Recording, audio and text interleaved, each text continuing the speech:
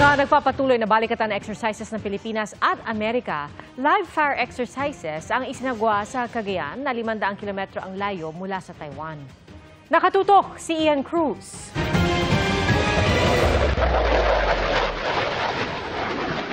Ang close air support ng mga US fighter jet.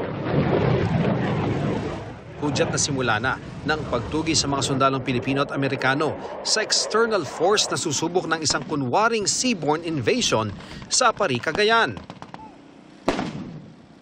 Sunod namang pinaputok ang 105mm howitzer.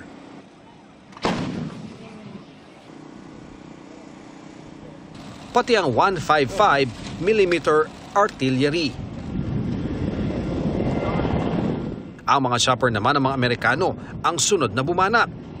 Nariyan din ang mga light armored vehicle ng Philippine Marines at Philippine Army tanks. Ang bahaging ito ng balikatan exercise ginawa sa pampang ng Apari, Cagayan na nakaharap sa Batanes. Tinatayang 500 kilometro ang distansya nito sa Taiwan. Wala raw partikular na bansang pinaghahandaan ang balikatan.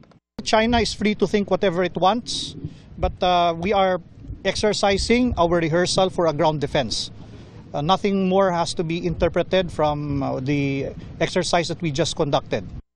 Para dito sa counter-landing exercise na ito, maraming kagamitan na ginamit ang mga sundalong Pilipino at Amerikano. Merong mga fighter jets, may artillery at meron ding mga javelin ang mga sundalong Amerikano. At higit sa lahat, matindi ang ginawa nilang tulungan ng mayroon ng mga kalaban dito sa dalampasigan at ginapi sila ng mga sundalong Pilipino at Amerikano.